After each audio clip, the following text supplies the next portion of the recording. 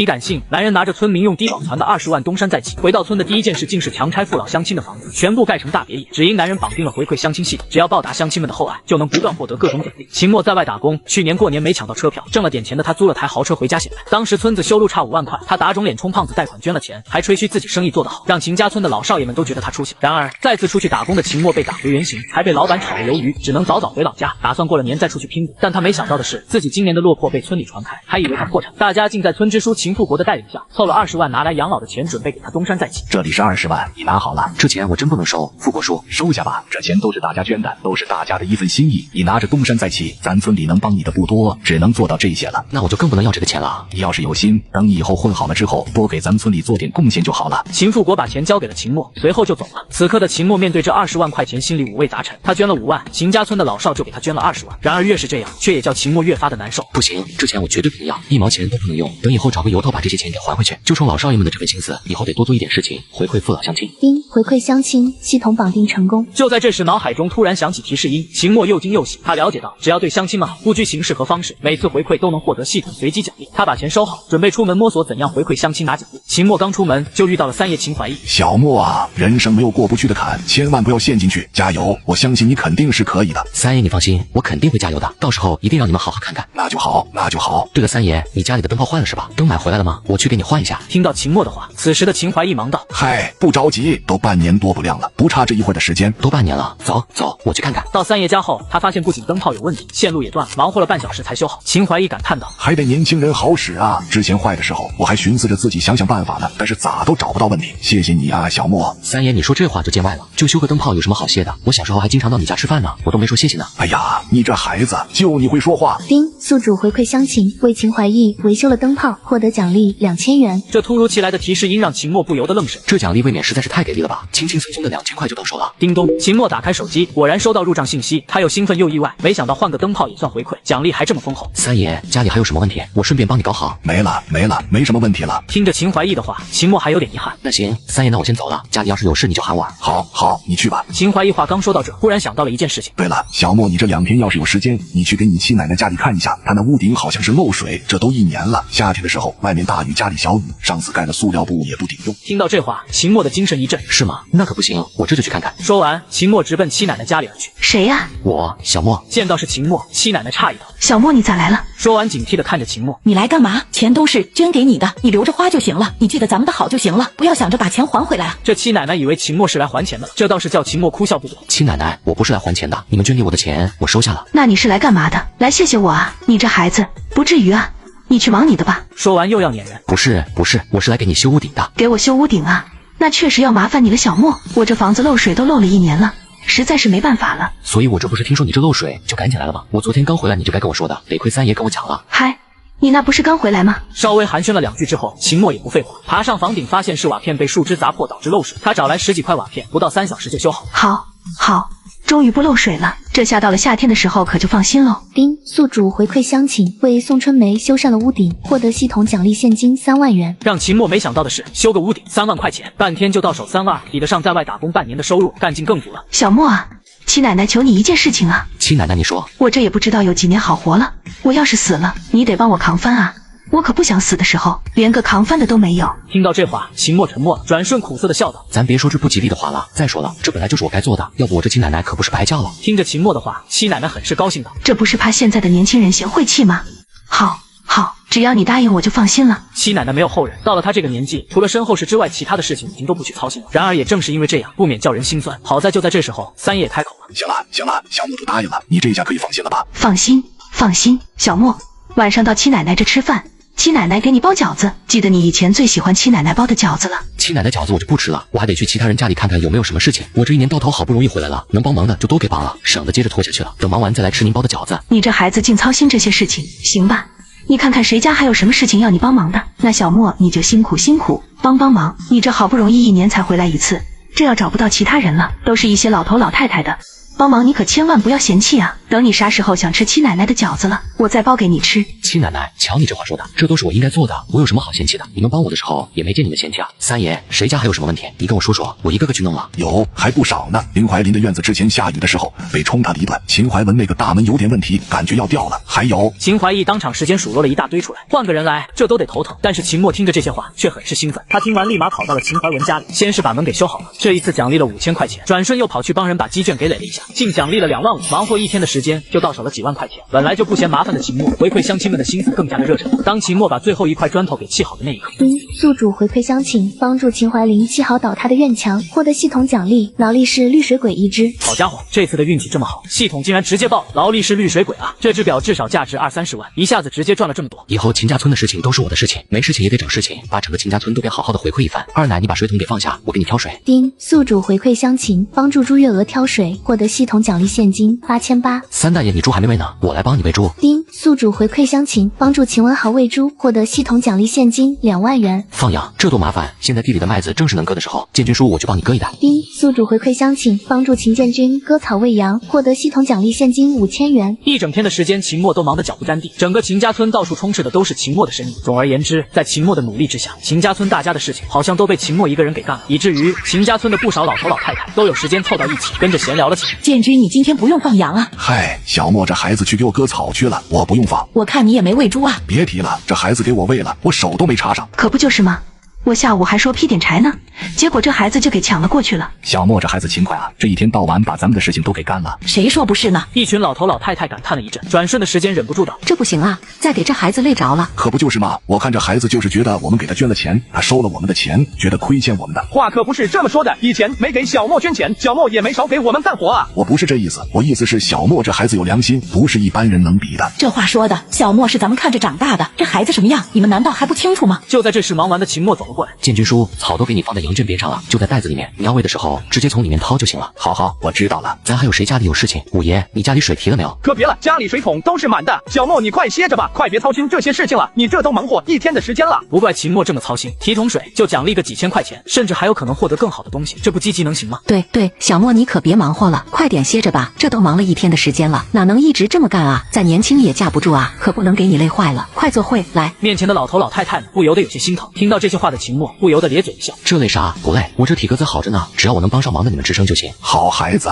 还是小莫好啊，外人哪能比得了呢？面对这一群夸赞下来，听得秦墨都有些不好意思，毕竟他之所以这么积极，多少也是有系统的成分在。忽然秦文专冲着秦墨说道：小莫，你明天上街吗？四爷，你有事你跟我直接说。你明天要是没时间不去也行，等你那天去了再帮我一个忙。有老头忍不住道：嗨，你四爷就是想你等去镇上的时候帮他买个手电筒回来，他手电筒坏了，晚上出来跟我们几个玩牌的时候回家看不见路。秦文专顿时笑着点头：好，四爷你放心，我明天上午去镇上就给你把手电筒带回来，正好我明天顺便去买点菜回来。这200块钱你拿着，回头不够了你再跟我说。四爷，钱你收着，钱就算了。不行，你拿着，你年轻人挣钱也不容易。那也要不了200啊。不行，多了你回来再给我，到了镇上你自己再买点吃的。那这样吧，四爷，钱我就不先拿了，我明天去给你买回来多少钱到时候你再给我。都说了让你买点吃的。四爷，你要是再这样我就生气了。眼见秦墨都这么说了，秦文专这才叹了口气，把钱给收了起来。第二天一早，秦墨直接来到了镇上一家杂货店，然而这里面卖的手电筒却是叫秦墨不太满意。没有亮一点的吗？网上那种带透镜的 LED 的。没有，那你得去网上买去，不过这还不够亮啊，再亮你得装路灯。听到杂货店老板的话，秦墨忍不住眼前一亮，路灯确实比手电筒要方便啊，这要是有了路灯，那就能照亮整个秦家村，好像路灯也不是太贵。秦墨越想越觉得可行，手电筒我不要了，老板你知道哪里有卖路灯的吗？店老板听着秦墨的话直接傻眼了，他只是随口那么一说。我不知道啊，你去市里看看吧。谢谢老板。我操，现在的年轻人真行，捡手电筒不亮直接买路灯。杂货店老板觉得自己的见识属实是有点浅薄。出了杂货店，秦墨掏出手机上网搜索路灯信息，他发现一套太阳能路灯均价在1000块左右，其中一款1300的很合他心意。巧的是，这家网店卖家也在东阳市。1个多小时后，秦墨赶到了厂家。秦先生，你看咱们这厂子虽然是小厂，但是生产的产品质量非常过硬，不比那些大厂差分毫。看过后，秦墨也挺满意的。现在签合同，什么时候可以安装？包不包安装？你离这不就1个多小时吗？你看上了那一款，咱们库存充足，选好了，现在就可以装车，然后你坐我车直接给你拉到村里去，我保证晚上就能亮灯。好家伙，晚上就能亮，这未免也太给力了。好，你要是这么说，我不买都说不过去了，就这个1300的。好的，秦先生，你打算买多少？秦墨在心里仔细盘算秦家村的大小、道路和各家间距后，55个，50个路灯就能完全把秦家村整个都给点亮，还得是亮如白昼，没有一点死角的那种。好，没问题，我立马安排下去。这负责人高兴的差点没跳脚。1小时后，货车抵达秦家村，老头老太太们都好奇不已。村支书秦国富也上前询问：“你们是干嘛的？”此时，秦墨从后面的车上走了下来。富国叔，小莫，这拉的什么东西？四爷让我给他买个手电筒，我嫌手电筒不够亮，就买的路灯。这话一说出来，秦富国懵了，让你买手电筒，结果你买路灯。此时四爷也被乡亲们喊了过来：“文传，你看看小莫给你买的几10个路灯，这是打算把咱们秦家村都给装满啊！这要是装上了，手电筒给你，你都没地方用。小莫，这可不行啊！这咱买回来的全部都是路灯啊！我就让你帮我买个手电筒啊！”四爷，还是路灯好，路灯更清楚，这不比手电筒强吗？哎呀，我知道路灯肯定比手电强，但是我哪有钱买这么多路灯啊？我买不起啊！你就算把我这把老骨头拆了，我也掏不出来这么多钱来啊！四爷，这是我买的，不用你出钱。你买的也不行啊！这得多少钱啊？赶紧让人回去吧，咱们秦家村哪用得着路灯啊？是啊，小莫不能装啊，这都是钱啊。秦墨一心想着完成路灯安装拿到系统奖励，便把这些话当作旁风。正好那负责人也走了过来：“秦先生，你看这路灯装在那，你给个位置，咱们这就开始装。就从这开始吧，然后顺着村子里的这条路一直往前延伸，到头之后往前走。”好嘞。随后安装工作迅速展开，一边安装一边调试。即便在白天，路灯的光亮也十分明显。哎呦，白天都这么亮，可不就是嘛？这晚上得多亮啊！确实亮啊，但是这也太奢侈了。一群老头老太太忍不住一阵的叹息。再看到一直在忙活的秦墨，富贵，你去劝劝小莫啊，这得花多少钱啊？咋能把钱用到这上面来啊？趁着现在才装一个，赶紧停了。小莫，你来，我跟你说件事。听到这话的秦墨并没有过去，反倒是摇了摇头。秦墨知道秦富国要说什么，所以故意躲着他。到了晚上，50几个路灯全部都被立了起来，整个秦家村灯火通明。对了，有问题，秦先生，你打我电话，3年内但凡是有一点问题，我都过来给你解决了。行，到时候有问题我找你，麻烦你了。负责人带着工人驱车离开了。丁，宿主回馈乡亲，为秦家村父老乡亲安装路灯，照亮夜晚的道路，奖励现金300万。秦墨兴奋地颤抖了起来，装路灯花了不到10万，却得到300万的回报，这简直太划算。村支书秦国富看着秦墨一阵叹气：“小莫啊，这些路灯花了多少钱啊？”“不到10万块钱。”“小莫，你这孩子，大家给你捐的钱是给你自己的用的，你怎么能用在我们身上呢？”七奶奶宋春梅忍不住说道：“你这孩子，钱给你了，你怎么花都行，但是你怎么也得用在自己的身上啊！装什么路灯啊？”“知道你这孩子是好心，可是这钱这么花，这不是浪费吗？咱们秦家村哪趁得着路灯这玩意啊？”此刻一群老头老太太你一言我一语：“小莫啊，知道你不想拿我们的钱，可是你忘了，我们都是你的长辈啊，我们都是看着你长大的，又怎么能不管你呢？咱村就没有什么年轻人，等于我们这些老家伙就你这么一个后生，那钱都是留给你用的，你又想方设法的花在我们身上，咱这么干图啥呢？”“富国叔，你这话说的，你们捐给我的钱我收着了，我没说不要，这不是拿着了吗？”“你这孩子，你是拿着了，但是你又花在路灯上了，这跟没要有什么区别？那钱是给你的，你也没花在生意上啊。”“嗨，富国叔，那你就误会了，那20万实际上我已经用了，我不止用了，我还拿那20万赚了不少钱，这装路灯的钱都是我赚来的，不是用的那20万。”“啥？你赚钱了？赚了多少钱？”一群老头老太太狐疑的看着秦墨，秦墨也不废话，当场的时间就把手机掏了出来，直接把余额放在了这群老头老太太的面前来。“富国叔，你们看，我现在卡里还有300多万，这都是你们给我的那20万赚来的。”“我的天啊，个10百千万，真是300多万！不是，小莫，你这钱哪来的？20万能挣300多万啊！我的娘啊，这咋这么能挣？”这一秒的时间，老头老太太都直接懵了，这么多的数字，他们见都没见过，秦墨竟然挣来了。“小莫，你没干什么犯法的事情吧？”“小莫可不能乱来啊，钱还是要一点点的挣的啊，不能弄乱七八糟的东西啊。”眼前的老头老太太们言语之间都焦急了，生怕秦墨这是干了什么违法犯罪的事情。看着为自己担心的父老乡亲，秦墨赶忙解释：“富国叔，你们看我这几天一直都在秦家村，就今天出去了一趟，就算想干违法犯罪的事也没机会啊。”大家仔细一想，确实如此，只要不是违法来的钱就好。不对啊，那小莫你这钱是怎么挣的？四爷的话勾起了大家的好奇。“我这是通过期货赚的钱，就跟股票差不多，我用20万买的大蒜期货，赶上涨价就赚了几百万。”“我的天哪，几天时间用20万挣了几百万啊！小莫出息啊！”“我就说这孩子行吧，咋样？这不是一下子就起来了？”“所以你们看，装个路灯才几万块钱，花这点钱算什么？我知道直接给你们钱，你们肯定是不会要的，但是这路灯不一样，对咱们全村都方便。”这一晚一直到午夜11、2点的时间，老头老太太才算是散尽。第二天，秦墨一出门就开始琢磨，今天为乡亲们做点什么呢？哦，对了，先挑水，水是消耗品，每天都得挑。等会我装个自来水行不行？我在的时候还能帮忙挑水，要是不在的话，对于这些上了年纪的人来说，挑水就是一件困难的事情了。但如果是有自来水的话，那对于秦家村的人来说，简直就是一件大好事啊！不仅方便，还安全。装自来水这一下方便一整个村的事情，这算得上是一次不小的回馈了吧？这系统奖励那还不得上天？不过自来水的水源怎么解决呢？就在他发愁时，秦富国递给他一瓶饮料。“小莫，怎么看你心事重重的样子？是遇到什么困难了吗？”“没啥，我就是觉得每天挑水麻烦得很，这要是有自来水就省事了。”“是啊，可惜咱们这是乡下，没有自来水这个东西。我倒是听说有的村子盖房子弄水塔，吃水就跟跟有自来水一样方便。秦富国的话倒是叫秦墨眼前一亮，打井用水塔就能解决水源问题，每加装一个，再给抽水电机加装感应器，就能一劳永逸。刚和秦富国分开，秦墨手机上就弹出了一条打井广告，这大数据可真是恐怖如斯啊！感叹完，他立刻拨通电话联系上了打井师傅，不到半小时，打井师傅就来到了村里。秦先生，像你这样的能为全村人想的真不多，你要是真干，说啥我也得给你多便宜一点。那我先谢谢你了。不过你其实没必要一家一口井，几家用一个大的水塔也不是问题。考虑到用电和冬季水管上冻的问题，我觉得还是一家一个比较方便。秦老板果然是不差钱的，那我回去拉东西，半个小时之后再来。半个小时后，打井师傅带着人及设备来到秦家村，先给我自己家打井试试，效果好再给村民们安排上。这打水井的来了，这么大的热闹，自然也就瞒不住乡邻乡亲。一时之间，不少老头老太太冒了头了。小莫这是干啥的？打水井吗？装水塔弄自来水，哟，这可方便了，手一动就出水了，好的很。可不就是嘛，以前我也想装，但是这都一把年纪了，活不了几年了，就懒得费这事。小莫年轻，该弄还是得弄，就是待在家里的时间不长，装了会不会亏？这会儿还是别说要给他们一家安逸的为好，别打了跟头亲戚。打井师傅动作很快，不到半小时井就开始出水。秦先生，秦家村地下水资源丰富，井不用打太深，水塔正在安装，安好接上管子就能用上自来水。这个好了，下一个哪一家？富国叔，先给你家打一口井吧。这话说的，顿时就叫秦富国一愣，不只是秦富国，老头老太太们也是愣神。不是，给我打井干嘛？我没让打井啊，给你装自来水啊，不止你家，我打算把咱们秦家村都给装上自来水，这样以后你们吃水就不用自己挑水了。一听秦墨的这话，顿时一群老头老太太一片呆愣。不行，这得多少钱啊？你自己装就好了，不用，我才能活几年，这不是浪费吗？小莫，你这孩子留着钱不好吗？你都还没娶媳妇呢。老人们纷纷拒绝，心疼秦墨花钱。秦墨赶忙解释，装自来水花不了多少钱，你们忘了我前2天挣了多少了？你挣多少钱的都是你的，你的钱你留着自己花，哪能花我们身上啊？小莫这孩子没白疼啊，他是怕回头他不在的时候，咱们吃水不方便。这孩子有心了就行，千万不能让这孩子乱花钱。见此一幕，秦墨那是一个无奈。打井师傅见状，灵机一动说：“钱已经给了，不能退，不然人工、运输等成本都亏了。”老人们一听慌了神，秦墨趁机劝说：“你们也都看见了，不打那可就亏了。这钱咱不能白白便宜别人啊！再说有自来水多方便啊！你这孩子，算了，打吧。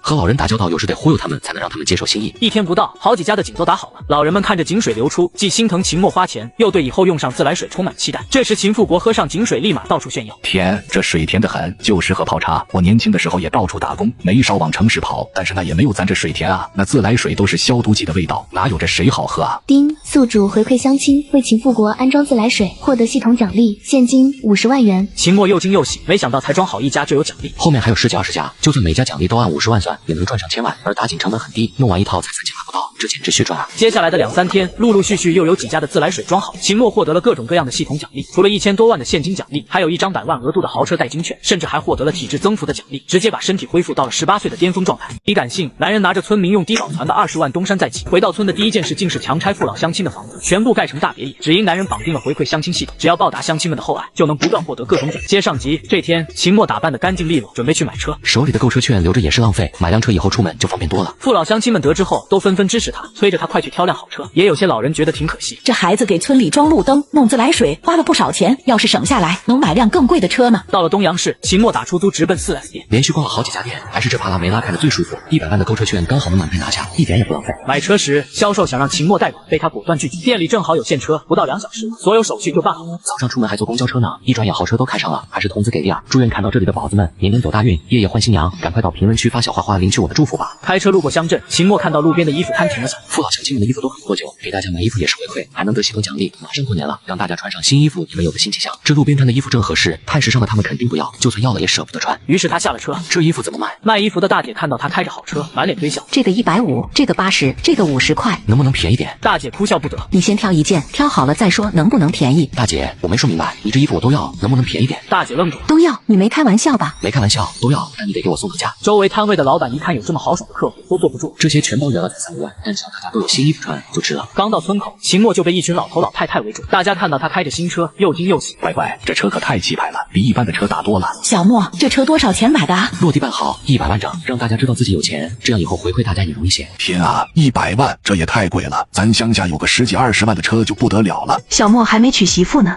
这钱该留着娶媳妇啊。大家七嘴八舌的担心起来。早上你们还让我买好点的呢，我就挑好的买了。其实这还便宜了呢，我这2天又挣了不少钱，之前300万，现在翻倍都不止，卡里钱多得很，就算啥也不干，银行每天给的利息都上千块。大家听了又惊又喜。小莫啊，有本事挣钱是好事，但是以后千万别在外面跟别人说你多能挣钱啊。是啊，财不露白，以后你有多少钱，你连我们你都不要说。有钱咱自己花，好好的藏起来，该存起来就存起来。对对，将来留着给老婆孩子。二奶你们放心好了，我有数。对了，富国叔，我回来路上给你们买了衣服。买那弄啥？又不是没有衣服穿，这不浪费钱吗？秦富国嘴上抱怨，但心里还是挺高兴。小莫可以啊，还知道给你富国叔买衣服呢。说起来也是，你富国叔比我们小，才60多，穿的跟我们70、80的似的。买衣服咋能叫浪费钱呢？还有，你们听错了，我说的是给你们买衣服了，不只是给富国叔买，给你们也买了。哎呦，买这些干啥呀？哎，等死了再穿新的吧。你这孩子，这不是浪费钱吗？好，我就说只给我买不合适，你这孩子有心了。对了，你买的衣服呢？有没有你3买的？拿出来给他试试。话音刚落，3辆面包车开了过来。老板，衣服给你拉来了，谢呢。秦富国瞪大了眼睛，指着车问：“这是你买的衣服？”对，衣服还有这么买的？秦家村的父老乡亲们彻底懵了，这满满3车，不知情的还以为开服装厂呢，这得花多少钱啊？退了，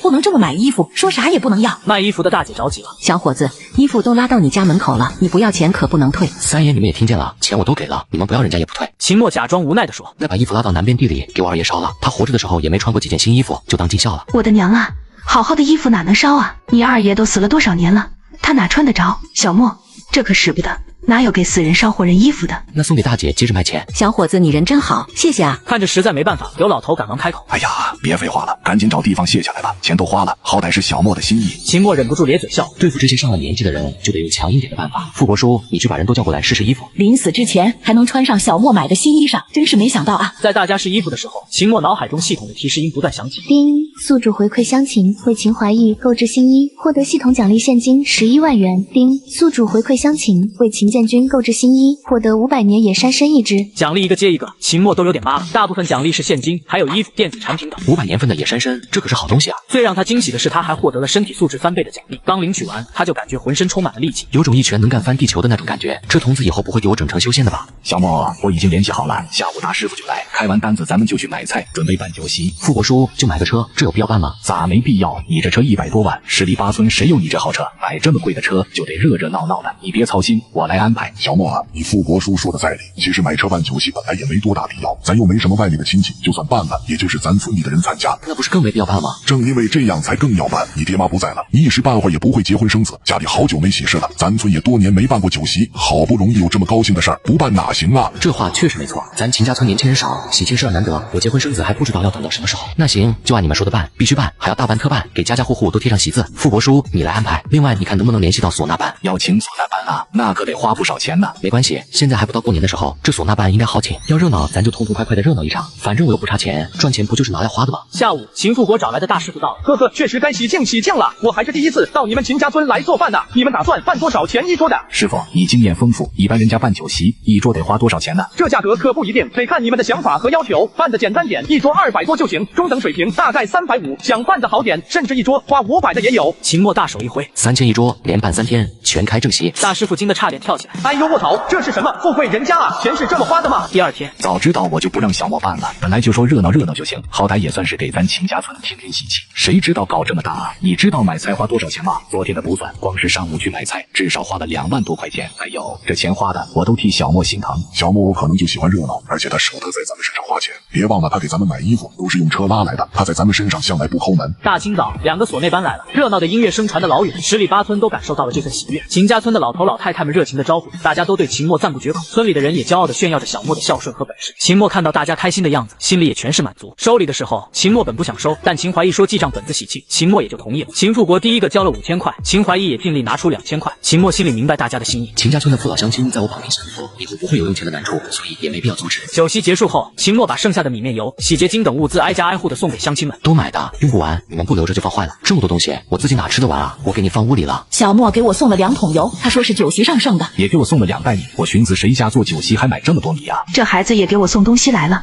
还提了2桶洗洁精。别说了，小莫还给我提了几斤猪肉。这孩子借着酒席买菜的功夫，买了多少东西回来啊？这是一上来就打算送给我们的啊！这孩子又乱花钱，这1桶油都不便宜呢。小莫这孩子啊，他是变着法的给我们送东西。秦墨把东西送完，刚回到家，丁宿主回馈父老乡亲，为秦复国购置生活物资，获得系统奖励5000。一道接一道的系统提示音在他耳边响起。这加起来至少到账了几十万，哪怕酒席是3000块钱一桌，按照系统的这个奖励来算，都已经是大赚了。丁宿主回馈父老乡亲，获得系统奖励东阳市紫林南苑别墅1套。卧槽，紫林南苑那可是东阳市有名的豪宅，一套每个千万拿不下来，这下车子房子都齐全了。下一步童子是不是该给我发老婆了？以系统的给力，岂不是至少都是校花打底？第二天，秦墨在秦家村溜达时，发现父老乡亲们对他有所防备。当他询问谁家有事情时，大家都连连摆手，殊不知私底下早就串通好了。可别给小莫找麻烦了。这孩子最近可是花了不少钱，让他去做年轻人该做的事，别总想着为大家解决问题。又是买东西，又是买衣服，这钱都糟践了。就在这时，秦墨看到秦文专正费力的洗衣服，赶忙上前关心：“四爷，咋现在洗衣服啊？动不动手？”这老头以前都不见他洗衣服，小莫你给买的新衣服昨天沾了点灰，他说啥都要洗干净。我这不是闲着没事干嘛？洗衣服就当锻炼身体了。秦墨听了这话，眼睛瞬间一亮。先给每家买一台洗衣机，再配上热水器和空调，正好瞅着怎么回馈乡亲或者系统奖励。告别四爷后，秦墨立刻开车前往镇上的电器店，一眼就相中了最好的滚筒洗衣机。老板真有眼光，这洗衣机省水，能加热，还带烘干功能，衣服洗好就能穿。这洗衣机多少钱？1700，你要再给你便宜点。但秦墨转念一想，这款洗衣机功能强大，但村里老人操作起来肯定有困难，而且他们可能舍不得用电，到时候洗衣机多半会被闲置在角落社会。算了，这个太复杂了，不方便老人使用。这也不算复杂，年轻人有空教教就行。可秦墨还是摇了摇头。不过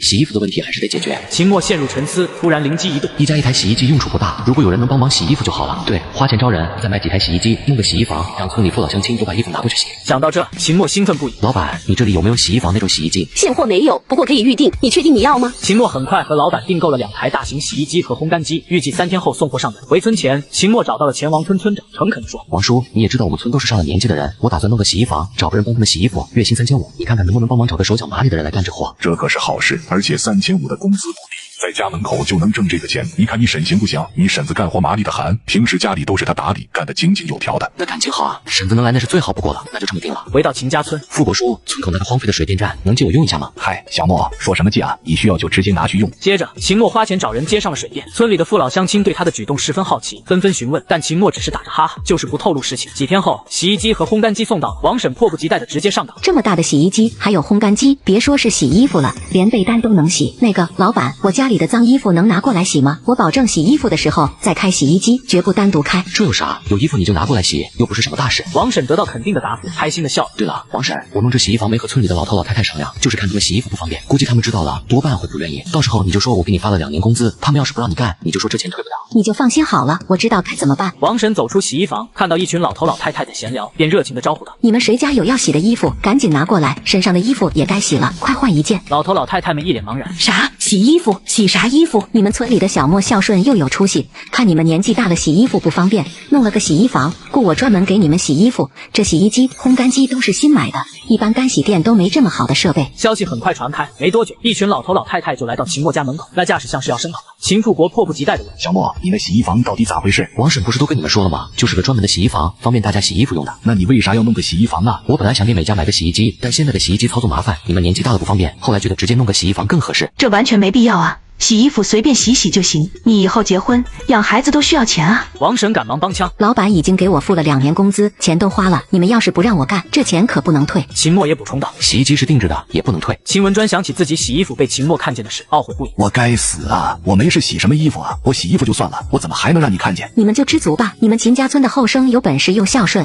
你们该偷着乐才是。洗衣房真没必要。叔，现在说这个晚了，你看村里这些老人，我就是想让他们省点事。小莫，你实话实说，你那钱还多不多？多得很，我卡里现在上百万，一天能赚好多钱，前2天一天就赚了几十万，根本花不完。秦墨的话直接给秦富国整不会了。你也要为自己考虑，趁着现在能挣钱，该盖房就盖房，该买房就买房。哎呀，你不说我差点忘了，我之前去提车的时候，顺便买了套别墅，房产证就在屋里，花了1000多万呢。说着，他跑去把房产证拿了出来。大家得知秦墨买了别墅，先是惊讶，接着开始担心装修要花不少钱。这房子是装修好的，后面不用再花1毛钱。听到这话，大家悬着的心总算落了地。好了，洗衣房都弄好了，小莫也是为我们好，大家年纪大了，有人帮忙洗衣服是好事。别再说了他了。小莫啊，以后还是别乱花钱了，你孩子以后长大了，上学、娶媳妇、买房都还需要钱呢。这让秦墨哭笑不得，只能表面上痛快的答应着。等大家都走后，丁宿主回馈乡亲为父老乡亲修建了洗衣房，获得系统奖励每日现金2万元，获得系统奖励8级权。秦墨一怔，这次的奖励除了有一项是固定的每日现金，竟然还奖励了武学秘籍。系统奖励的8级权应该和普通的有所不同，只要洗衣房一直使用，我就能一直领取。一天2万，一个月就是60万，一年700多万，这钱根本花不完啊！相比固定奖励，8级权才是重点。钱可以挣，但8级权的奖励可是花钱都买不来的。先领取奖励。一瞬间，秦墨的脑海中瞬间充斥着8级权的所有信息，仿佛苦练多年，身体某些部位也如同千锤百炼一般。这8级权的杀伤力极大，难怪有文有太极安天下，无有8级定乾坤的说法。现在的我直接变成了武术高手。8级权的出现证明了系统奖励的随机性和无限可能，这让他回馈乡亲的热情更加高涨。乡亲们洗衣服的问题解决了，但是还有其他的问题还没解决。对了，可以盖个澡堂子，再加上食堂和公共卫生间。貌似盖个养老院似乎更合适，但盖养老院耗时估计有点久，收购一家再送老人过去也不现实。秦家村的老人肯定都不愿离开故土。秦墨一番思考后，推翻了盖养老院的想法。不过改善生活条件还是可行的，可以用成品卫生间加太阳能，既方便又安全。成品卫生间拉回来就能用，只需找地方安置，再挖个化粪池。秦墨赶忙在网上查找，发现一个成品卫生间加上太阳能热水器和化粪池，5000块钱不到就能搞定，一次性下单了几10个，连自己家也安排了一个。什么时候能发货？这个可能需要一点时间，因为你下的单多，成品不足，再加上大件运输耽误时间，可能要10天左右的时间才能送到并且安装上。在等待卫生间的这段时间，秦墨又有了新想法，搞一个老年活动中心，提供娱乐设施，让大家能聊天、喝茶、打牌、下棋、看电影、电视，还可以开个小超市，方便大家购买生活物资，有进价多少钱就买多少钱。但活动中心和小超市没有现成的地方可用，还需要盖一个。秦墨找到秦富国，是这样的，富国叔，咱村哪个地方能盖房子啊？秦富国一听他要盖房子，激动不已。你准备盖房子了？富国叔这样明显是误会，我这样说盖活动中心，多半是不会同意的，不如先应承下来，到时候盖好了，难不成还能给推倒不成？秦墨笑盈盈的装模作样的点头道：村里只要不是耕地，你看上哪就能在哪盖。你二奶，你三爷，不管那个，你觉得谁呢好？一开口，你就在那盖新的，老房子留给他们住就行了。不至于，不至于，三爷他们住的好好的，我哪能要他们的宅基地？秦富国拉着秦墨在村里溜达，逢人就说秦墨要盖房子。很快，全村人都知道小莫我那合适，我那4间房的面积还是就靠着大路边，门口就是路灯，这样我把房子扒了，你在我那盖。我这房子也行啊，这边上还靠着小河沟呢，你没事还能养鱼呢。我这房子地方大，足7间房，你拆了要盖咱就盖大一点。但是秦墨哪能真拆他们的房子？秦墨最终看中了村口大路边上，以前是小池塘，后来被填平的长方形空。富国叔，这地方我看行，而且这么大的面积呢？这地方形是行，也够大，但是它是长方形的，你要是大门想要朝路，它就做不了院子啊。你再挑选挑选。这地方挺合适的，我要盖的房子类似现代大别墅，不带院子，上面有露台，底下是车库，有院子进出还麻烦。他一番说辞，总算把大家说动了。好，那就在这盖。不说了，小莫自己想盖什么样的，那就盖什么样的。年轻人喜欢的东西跟咱们又不一样。对对对，年轻人有年轻人自己的眼光。小莫，你要是觉得不够，可以往外扩，多占点地方也没关系。富国叔，这不太合适吧？那是在其他村上，有多大的地，你只能盖多大的房子。你盖得太大了，其他人不愿意。咱秦家村有人不愿意吗？嘿，你把全村都拆了，盖个庄园，我看都没问题。小莫，你打算什么时候盖？你认识盖房子的人吗？这个简单，我来联系就行了。秦墨直接掏出手机来，找了一家东阳市的建筑公司。到公司沟通后，对方给出了活动中心的草图，考虑得很周全。秦墨带他们回村测量后，最终确定方案，造价200万，工期3个月。你看我们村都是老房子，这要是家家户户都给拆了，然后盖成新房，你看这多少的造价，要多久的时间？主体按一般农村建房，移动造价几10万。如果包含装修呢？简装占房屋造价1/3，好一点占1/2，再好一点和房屋造价相当甚至更贵。时间的话取决于工程款。这话什么意思啊？如果用整体浇筑的方式，最快1个月就能建好主体。把村里20多户房子全重建的话，需要2000多万，这还不包括我自己的房子，而卡里只有1000把万，减去活动中心的200万，钱远远不够。他这才意识到自己缺钱，搞钱的心思变得尤为迫切。我建议你考虑预制板构建的房子，造价低且建设快。咱们东阳市属于平原地带，历史上的地震次数屈指可数，基本不用担心抗震问题。这种房子稳固性太差了，不安全，即便自己缺钱，也不能拿它给乡亲们住。秦先生，说句难听的话，你们村上的都是上了年纪的老人。行了，别说了，秦家村的父老乡亲要用就用最好的、最安全的，这件事情回头再说吧。行吧。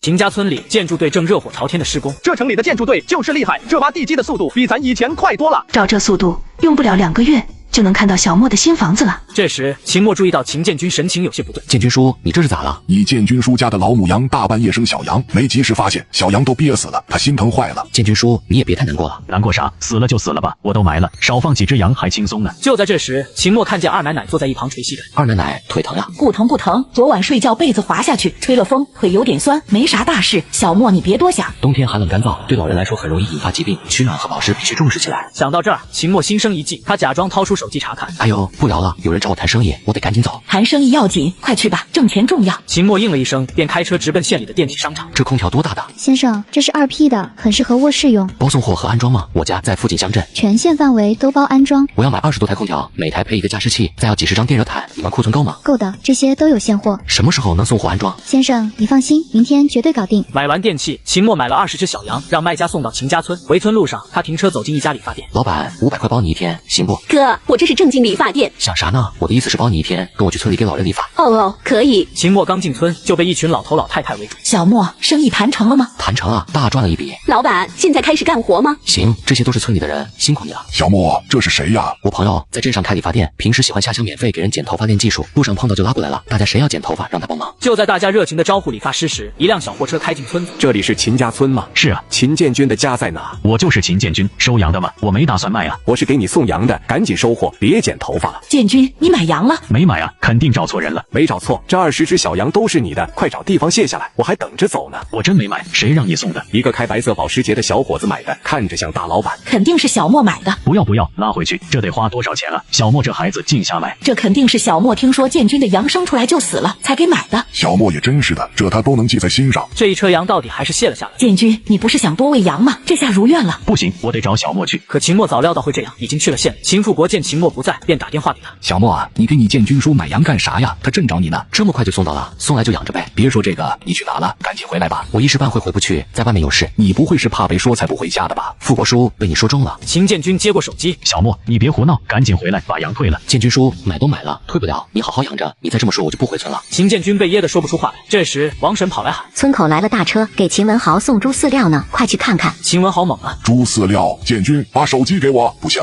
我得给小莫好好说说。建军叔，我还有事，先挂了。不能在小莫跟前乱说话了，一说啥他就记住，还乱花钱。坏了，早上我跟秦墨说过腿不舒服，该不会又买啥东西了吧？快看看有没有人进村。发现没人来，二奶奶松了口气，可心里却还有点失落。丁，宿主回馈乡亲，为秦建军购买羊仔，获得奖励现金500万。丁，宿主回馈乡亲，为秦文豪购买猪饲料，获得奖励百达翡丽名表。有了这500万，距离全村换别也又近了一步。第二天一大早，老板，我是给你装空调的，空调都送到村口了。那就麻烦你们直接安装吧，一家一台，有人在家的都装上。好的，老板。秦墨收拾一番后，开车赶往秦家村。此时的秦家村父老乡亲们看到满地的空调都傻眼。哎呦，这么多空调，这得花多少钱啊？我就说，小莫怎么可能忘了呢？可不就是嘛，感情是昨天没送来啊。这下你满意了，还说小莫这是没记住你，你看记没记住？我哪知道他真记住了，这也不能怪我啊，这能退吗？我们一把年纪哪会用什么空调啊？这不是浪费吗？退不了，他买的太多了，我们这都是订货订来的，退是没办法退的了，钱都已经结完了，除非是有质量问题，否则说啥都不行。给小莫打电话，赶紧叫他回来，以后在他面前啥都不能说。心疼死了，这媳妇都还没娶呢，以后生了孩子，孩子还要上学，上了学还要结婚，结了婚还要生孩子，这得多少钱才够啊？先装谁家的？不装都不装，留着给小莫装新房子里。这谁家？有人住吗？我不要，说啥都不要是吧？好，记下来。正好我家里缺台空调呢，大爷，那我谢谢你了。啥意思？你家里缺空调，你要的话，那是不是能把钱给退了？退钱是不可能退的。买空调的老板说了，你们谁要是不要这空调，就直接送给我们。装，这是我家，先给我装。你不是不要吗？花钱买的，哪能不要啊？哎呀，我还说白得了一个空调呢。又是这一套，得，这下又没办法了。装自来水的时候他就说钱不退，这空调又来这一套。秦墨回到村里，发现老人们都不理他。什么情况？这是生气了？生气的骂人啊？怎么连理都不理了？最后还是秦富国告诉了秦墨缘由。大家怕说话被你记住又乱花钱，所以决定不跟你说话，生怕再说点什么东西你就给记住了。还有啊，你就算是买羊吧，你也少买点啊。你是不知道啊，你买了这么多的羊，你建军叔早上天不亮就爬起来下地去割麦苗去了。之前就几只羊，也还算是忙得过来，现在一下这么多，他来回好几趟了，累得哼哧的。我没想这么多啊，那羊能退几只吗？我买的都是零散的，不是一家的。那就喂着吧，累是累了点，但是我看建军还是挺高兴的。听到这话，秦墨算是放心了。在空调安装好了之后，丁，宿主回馈乡亲，为乡亲们安装空调，获得系统奖励东阳市写字楼一座。我去，竟然奖励了一栋写字楼，还是东阳市市区最热闹的地方，这空调装的简直是太值了。就在秦墨兴奋的时候，电话突然响了起来。老板你好，我是给你送货的，你人在家吗？送什么货？你订的卫生间啊，现在已经到了，还有太阳能热水器。不是说15天吗？这还没到啊？15天是我们预留的时间，但是你下了单之后，我们就加班加点的生产了，现在已经弄好了。那你们快点吧，今天还能安装几个？当秦墨再次找到秦富国的时候，秦富国得知卫生间的事，脸直接黑了。卫生间还有太阳能？富国叔，你想想，这都一把年纪了，多不方便啊！而且钱的旱厕还臭气熏天，有这种现成的卫生间多好。你就说你花了多少钱吧，没多少，所以又是不能退的是吧？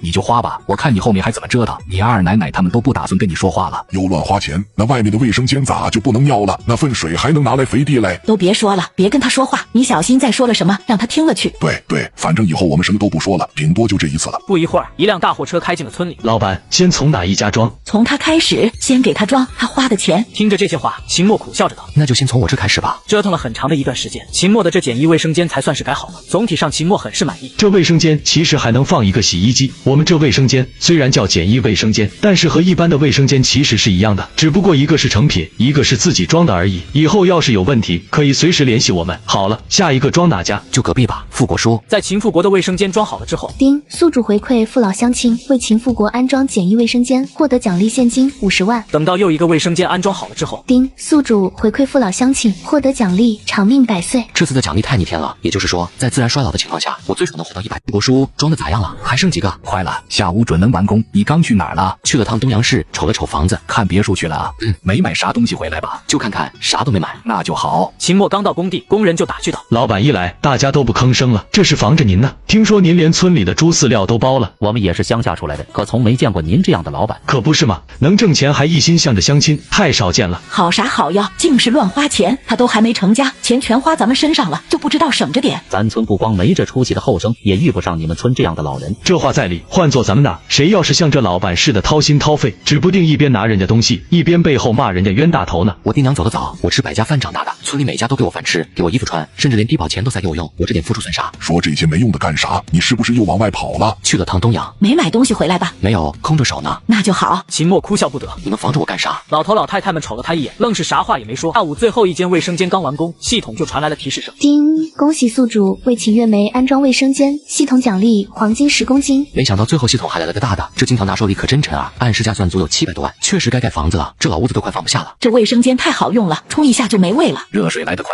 比自己烧方便多了，还能在家洗澡。小莫太有心了。一群老头老太太们聊得正欢，秦墨一靠近，瞬间安静。亲奶奶早饭吃了吗？三大爷诸位了没？问了半天都没人应，秦墨无奈。那我走了。刚转身，身后又热闹起来。憋死我了，差点就回话了。可不能说漏嘴，不然他又要乱花钱。先晾他2天，等他踏实了再说。秦墨正发愁怎么刷系统奖励，村里的狗就围上来摇尾起来。秦墨突然灵光一闪，给狗花钱算不算回馈相亲呢？转眼秦墨就开车前往了县城宠物店。小莫又开车出去了，不知道干啥去了。没人跟他说话吧？没呢，那就放心了，他可能是有自己的事情。秦墨买了整整一车狗粮，拆袋时狗全围了过来，他把狗粮倒在盆里，快吃吧。他这话一说出来，顿时一群狗就冲了上去。丁，喂养秦淮林的狗奖励300元。丁，喂养秦淮文的狗奖励300元。系统提示音不断，秦墨乐了，看来这招真行。今天我家二虎有点反常，喂馒头都不吃。我家熊大也这样，该不会是小莫喂的吧？老头老太太没当回事，可到了第2天，狗一早全跑。我去找狗，早饭都不吃就跑了。巧了，我家狗也这样。一群人寻到秦墨家，正见他拿着狗粮出来，慢点吃，不够再弄。小莫给狗喂的啥？还成袋的狗粮，城里狗都吃这个，不便宜呢。他这是钱没处花，往狗身上砸。算了，总比花在我们身上强。狗粮能花几个钱？秦墨看着狗嘀咕，这毛该剪剪了。他拨通宠物店电话，能给狗洗澡吗？我这狗有点多，多少都能洗。挂了电话，他又叫了辆货拉拉。小货车进村时，引来了老头老太太的注意。坏了，小莫又买东西了。不像是空车，那来干啥？肯定是小莫叫的。不一会儿，货车就开走了。车上拉的啥？狗。小莫把全村狗都拉走了。他要干啥？该不会是卖了吧？净瞎猜，小莫哪能干那事？到了宠物店，店员们看呆了，头回见这么多狗来洗澡。秦墨趁机买了狗窝、狗盆、狗粮，连狗衣服都没落下。洗狗的奖励不断传来，少则1-2千，多则3-5千，还有手机、电脑。秦墨虽不缺这些，却也乐得开心。傍晚，一群狗干干净净的回了村。这是我家狗，毛都剪了。小莫，你带他们干啥去了？洗了个澡，做了个美容。秦墨故意探讨，谁让我钱多没处花，给人花还老埋怨呢？你这孩子又乱花钱，养狗有口吃的就行。看家护院也辛苦啊。你有多少钱也经不起这么造，多着呢，一时半会儿花不完。第2天，宠物店老板送来了货，狗窝、衣服都在这儿，大小都记着呢。小莫给狗买的盆比我吃饭的碗还好，那是狗窝，垫子比我床还软。快叫富国来，他还给狗买衣服了。老头老太太们全涌进院子。你这是干啥？狗穿的比我还好。没花多少钱，我钱多没处花，给人花人不愿意，只能给狗花了。你们说是不？二奶奶瞪他一眼。富国，你跟他说，小莫啊，喂狗没啥，买衣服就太乱来了。秦墨突然正经起来，我先说说钱的事。你们总担心我娶媳妇没钱，可我真不差这点。我有车有别墅，前几天去东阳还挣了栋楼，市中心的写字楼，72层，光电梯就12步。老头老太太们，你看我看你，没概念。这么说吧，全村人家加起来也就抵人那楼的一个角。这楼卖了按一算，光出租每月房租都是天文问数字，就这条件，娶媳妇需要省钱吗？谁家娶媳妇能花掉一栋楼？再说了，我不给你们花钱，给谁花？秦墨声音哽咽，我没爹没娘，全村人都把我当亲人看待。傅国叔，当初你们把20万给我时，咋不说乱花钱？二奶奶，你卖麦子的钱全给我时，咋不嫌浪费？我现在的钱都是那20万挣来的，花在你们身上的，连9牛1毛都算不上，这咋就成乱花钱了？秦墨眼圈泛红，你们都一把年纪了，我现在不花，等啥时候？等你们走了，烧纸吗？院子里静了片刻，突然有人开口：小莫有心想着咱还推三阻四的，与其让他瞎造，不如花在咱身上。20万里还有我的钱呢，这叫投资。他不是说钱多吗？咱就帮他花花。听着众人七嘴八舌的议论，秦墨咧嘴笑，笑得格外开心。小莫有出息，愿意给咱们花，就别再埋怨他了。大不了死了之后少叫小莫烧点纸。活着能享到小莫的福，比啥都强。以后给老人们花钱，总算不会被拒绝了。不过小钱还好说，大钱估计还是会推辞。小莫啊，你的心意我们领了，但该省还得省，别都花在我们身上啊！对，放心吧，我听你们的。嘿嘿，至于将来怎么干，这些老头老太太可管不住。小莫，走，开车带我去县里。之前怕给你添麻烦，有事都不敢找你，现在不管了，早就想坐你这110万的车，就怕给你弄脏了。今儿我就任性一回，车脏了你自个儿洗呀。瞧您这话说的，别说去县里，您就是把车拆了，我都没意见。哈哈哈！秦文专笑得合不拢嘴。小莫啊，顺便把我捎去镇上呗，我攒了些鸡蛋要卖。亲奶奶，您带多少都行，卖完了我回来接您。好，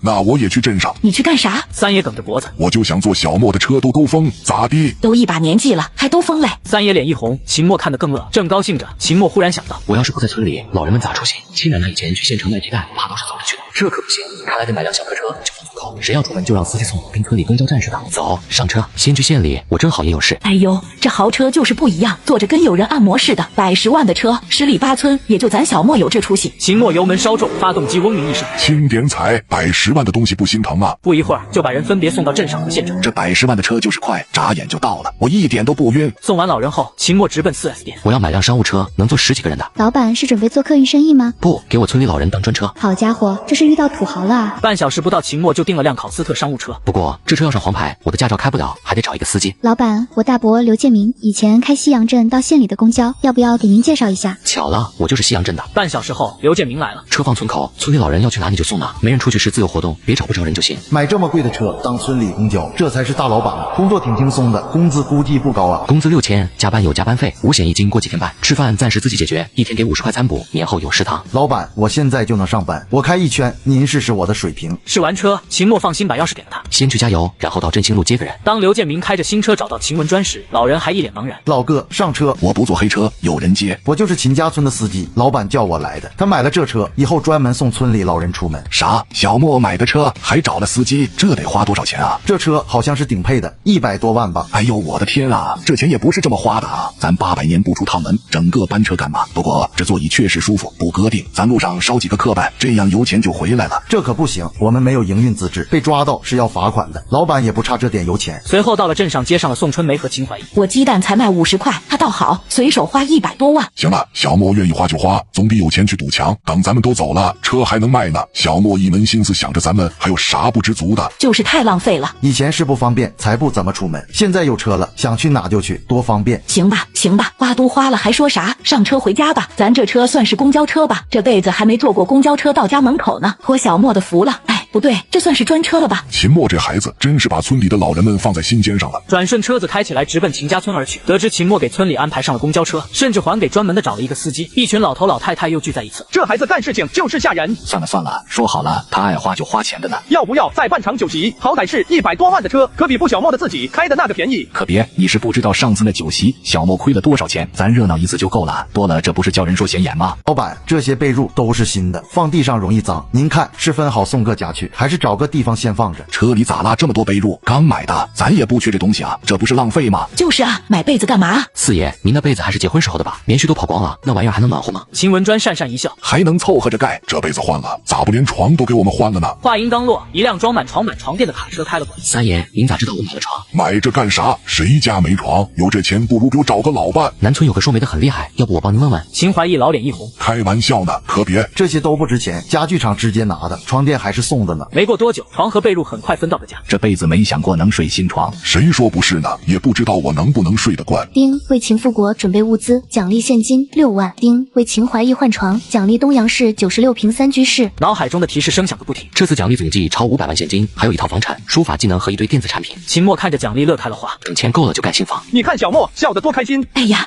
这孩子花了那么多钱，还高兴得很呢。这孩子笑的咋看着有点憨？我能不开心吗？你看这新床一换，家里都好看了不少了。三爷您那旧床翻身都难，这新床想咋折腾咋折腾。我折腾啥？还能在床上打架不成？那找个老伴一起折腾。秦怀义老脸一红，没大没小。众人又是一阵笑。坏了，忘了买纯净水，空调开着干燥，加湿器得用水。我现在去镇上买，等我回来都给添上。等等，我跟你去，富国刚发的地补正好存上。哎，对，我也去，我也去。我也去。嘿嘿，我的公交车终于要开张了，走走走。秦墨没跟着去，他把米面送到洗衣房。王婶，这些东西你拿回去，买的时候也给你留了一份。谢谢老板，老板您可真好。刚回家，秦富国就找了过来，这是剩下的，你收好，你拿着吧，我不差这点钱，我这会正忙着谈生意。少给我来这一套，你赶紧收好，我有钱，我还能要你的。秦墨推脱不过，只好收下。对了，你的房子地基打好了，咋没留车库？停门口就行，我在房顶留了停机位，以后开飞机回来。那你可真牛逼。傍晚去镇上的人回来，小莫刚才在镇上给你买了双鞋，你看看合脚不合脚？那我听说什么现在年轻人都流行喝奶茶，这镇上刚开了一个奶茶店，买回来给你尝尝。小莫，来，你试试这个外套。你不是最爱吃烧饼吗？趁热吃，刚打的。酱牛肉配烧饼正好，看见这玩意你该馋了。面对这一个个的递过来的东西，秦墨沉默了一下，笑着接了过来。哎呦，我就说买双鞋呢，这2天天更冷了，这鞋子一点都不暖和，我就说要棉鞋呢。亲奶奶，我穿42的，这尺码对不？我捡大的买的，比你的脚大1码，穿一双厚袜子正好。好嘞，酱牛肉和烧饼都好长时间没吃过了，我在外面的时候就想着这一口呢，这回来了都给忘了，正馋着呢，这就送上门来了。哈哈，是吧？就知道你这孩子最喜欢吃这个了。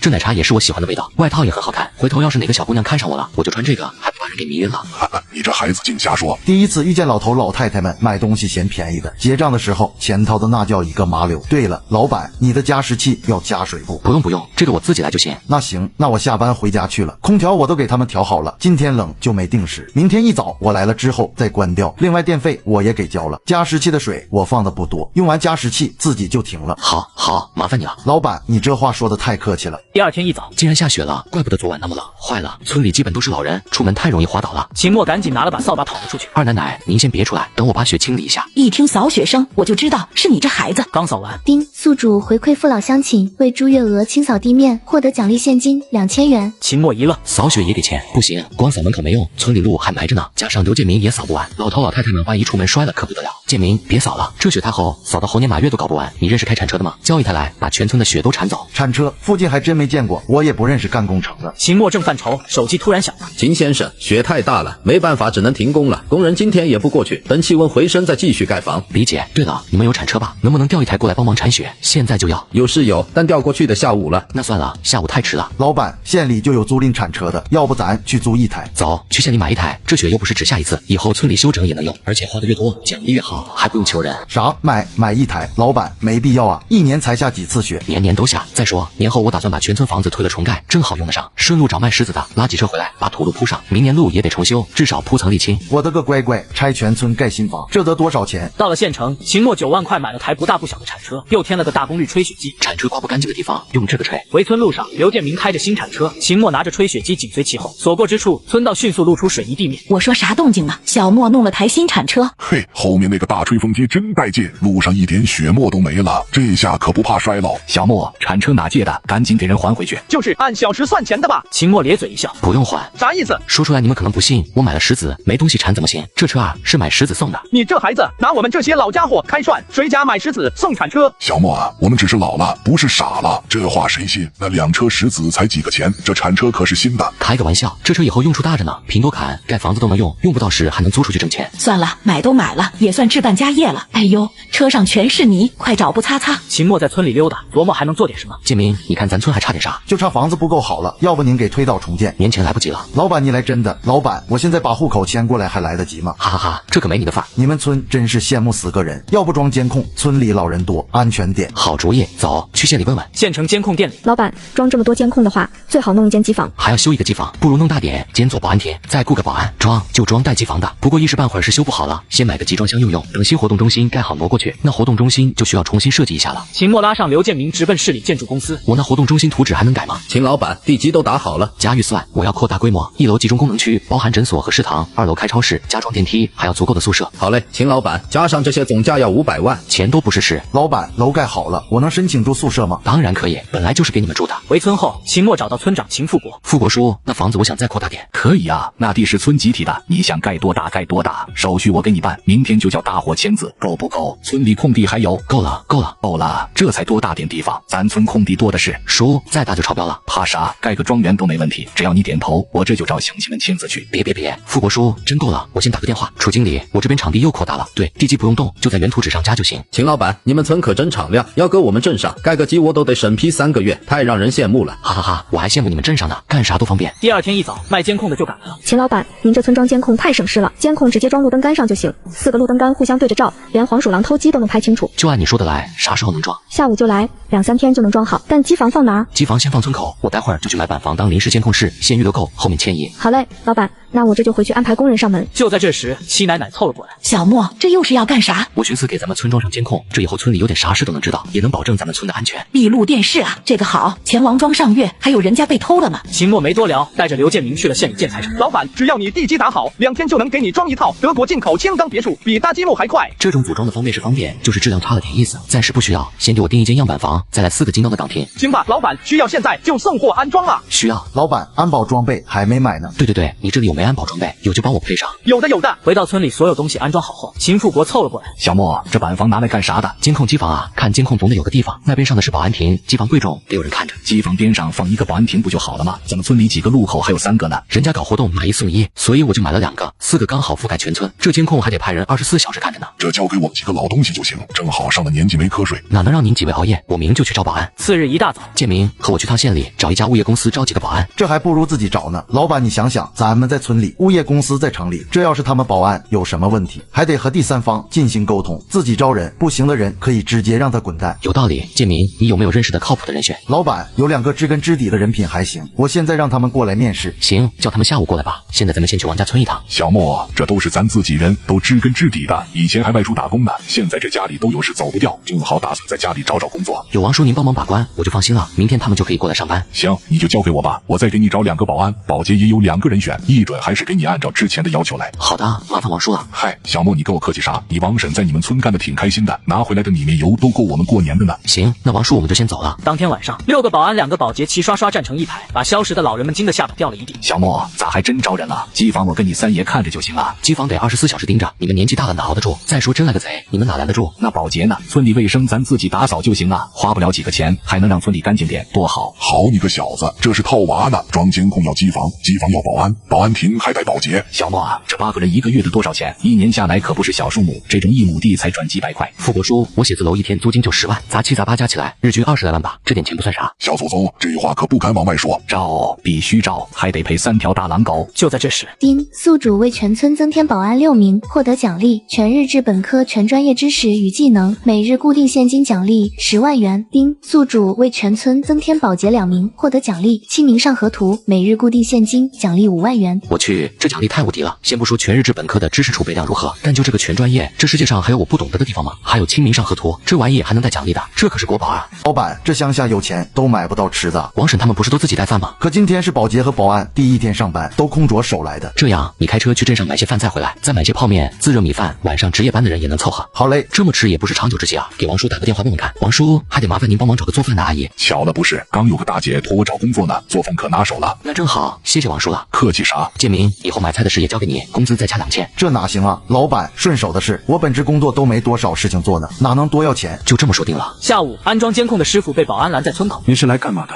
来给秦老板装监控的。稍等，我给你叫一下我们老板。见到秦墨，师傅惊讶道：“不是，你们村还有保安啊？多稀罕啊！我们这还有保洁呢，我还是司机呢。好家伙，一个村都配上保安了，甚至连保洁都有。这秦家村看起来不咋地，但是不曾想这么牛逼啊！”3天后，监控室，小莫，晚上能看清吗？三爷放心，夜视功能强着呢，晚上就盯着监控看就行了，自带报警功能，要是没注意到的话，画面也会提醒。晚上要是没什么异常的话，不用出去巡逻。老板放心，我们一定盯紧。等下装空调的过来，回头就在这监控室装的空调，这样夜里你们值班的时候也不冷。老板，我们绝对不会偷懒，咱村要是出一点问题，你就找我们，哪怕有一点异常，我们都会去看的。好，加油干，表现好的每月都有奖金。丁宿主回馈父老乡亲，为秦家村安装监控设备，获得系统奖励智能手机操作系统。怎么奖励了一个手机操作系统？很快秦墨就眼前一亮，这系统统比市面上的先进多了，这玩意要是拿出来，在科技市场上绝对会掀起轩然大波。难道系统想让我超越乔布斯和雷布斯？暂时搁置吧，我的重点还在回馈秦家村的父老乡亲身上呢。全村建别墅的钱差不多也攒够了，先去一趟建筑公司找负责人谈一谈。我们村里也没少跑，环境什么的你也都清楚。我目前的想法是，建设的时候把秦家村整个给圈起来，就跟小区或者是别墅区一样，只在道路路口留大门提供进出。当然了，外侧该留道路的也要留。秦先生，这些要求都很简单。此外，自来水供应、暖气供应，甚至是天然气供应，这些都不是问题。唯一比较麻烦的问题就是土地占用，这个需要秦先生你自己处理的。放心，这个不是问题。几天后，村里传来鞭炮声。快过年了，办喜事的真多。对了，老板，你二奶奶今年88了吧？你看要不要？办，必须大办。88岁啊，这个年纪不庆祝一下说不过去。你等我找富国叔问问日子去。哎，等一下，这样你没事的时候再问问我们村其他老头老太太具体的年纪。好嘞，老板。这时，秦墨找到秦富国。富国叔，二奶奶今年88了，我想帮她庆寿。按理说88了是得庆寿，说句难听话，就算是现在能活到这个岁数的人也不多。而且二婶的身体还算是硬朗，但是之前咱村都没有办寿的，像之前你三爷73啥的都没办过。以前是我不在，现在不一样了，往后村里的老人生日我都包了。关键二婶不一定会同意的啊，她要是不愿意，你能怎么办呢？我去跟二奶奶说去，我买个车，你们还非得让我办酒席呢？买车都能办酒席，二奶奶这88岁，正儿八经的喜事不让办，肯定是说不过去的。你等我一下，我跟你一块去。二婶，您今年88了吧？宋春梅一愣，干嘛？秦富国没答话，看了秦墨一眼。哎呦，岂止88，我89了。二奶奶，您不是36年的吗？怎么89了？我35年的，你肯定记错了。那88已经过了。过了。太好了，那咱补办一下。今年我出息了，这要是搁以前，这还没钱办呢。哪有补办的啊？不对，我其实是37年的，今年87。87，想想都算虚岁，正好88，该庆。你这孩子！老太太急得直冒汗。二奶奶，您知道我有的是钱，这88能有几次？我要是不办，将来睡觉都不踏实。以后咱村不管谁，88、90岁、100岁，我都得办。我活到88都了不得了呢，还100岁，能不能活到那个时候还是个问题呢。见秦墨目光灼灼，老太太终于松口。办，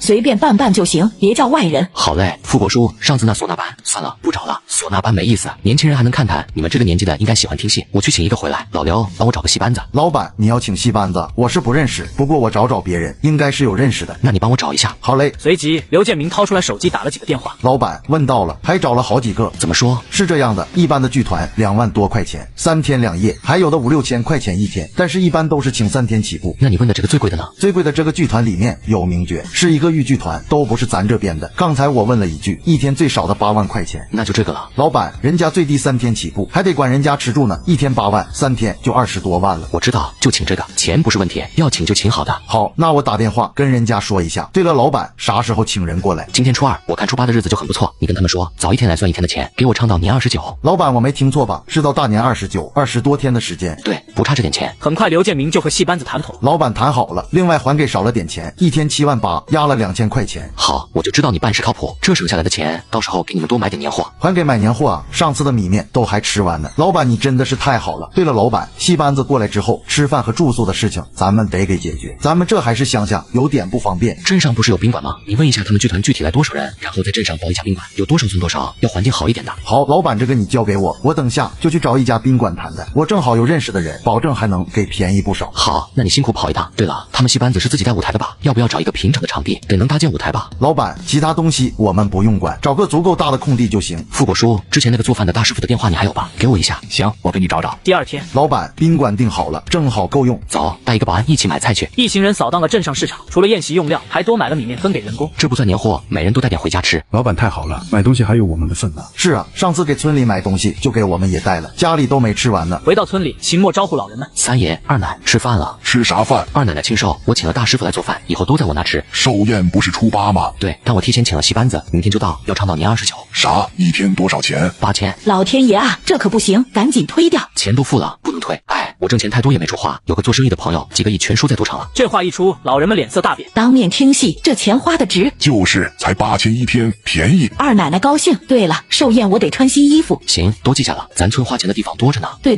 千万别学你那个朋友。小莫啊，你看看咱村绿化还有啥要弄的？我那屋地面有点硌脚，不行你给我贴个地板砖吧。你有钱，我们可不跟你客气，但千万别学赌啊。对，我还以为咱村没花钱的地方了呢，正琢磨要不要学朋友。别，多着呢。不行你提前把棺材给我买了吧，棺材就算了，我看你们还能活上个180年呢。这钱我自己看着花，我要是对村里有什么不满意的地方，花使劲花，你想怎么花你就怎么花，看哪不顺眼就改。真的，那我走了，年前都别做饭，等会儿来吃饭。见秦墨走远，两个老人面面相觑。小莫这交的什么朋友啊？几个亿都能输光，可千万不能让他跟着学啊！以后小莫花钱都别拦，花在村里总比学会强，反正最后都是他的。吃完饭，秦墨在那跟大师傅闲聊。师傅，我们村上盖的那房子你看见了吧？看见了，是个大工程啊！难道是修酒店？就是一个活动中心，我打算在那盖一个食堂，上面还有员工宿舍。师傅，你平时也是给人烧饭，有没有兴趣直接在我这上班？以后就在食堂里面帮忙烧饭得了。能为自己村里花这么多的钱的老板，这能抠搜吗？这大师傅当即就心动了。真的啊？那还能开玩笑吗？平时虽然辛苦点，工资待遇肯定让你满意。除了这些之外，五险一金都给交。那你以后可就是我老板了。啥老板不老板的，以后就辛苦你了。嗨，您这话说的就太客气了。此时刘建明找了过来，老板，戏班子在路上了，他们现在快要到东阳了，差不多下午人就能到了，说让我们看看能不能接一下。那你跑一趟去接一下，一台车够吗？不行再租一台。够了够了，他们大多是跟车来的，自己来的人不多，一趟就能拉完。去吧。对了，赵师傅，晚上加餐。晚饭时，刘建明凑过来，老板，我能把我娘接来听戏吗？她不是一把年纪了吗？最喜欢听戏了。当然可以，赶紧去吧，开我的车去，坐得舒服点。再问问其他人，谁家老人爱听戏的，都进来。好嘞，谢谢老板。夜幕降临，锣鼓声响，小姨亮嗓，满堂喝彩。好，这唱的太好了，这能是8000块钱请来的，小莫这肯定是没少花钱。但是这钱花的值啊！就在这时候，漆黑的村道上，一大一小两个身影拖着行李箱走进秦家村。戏台的哭腔隐约传来，30出头的男人突然扑通跪地，嚎啕大哭。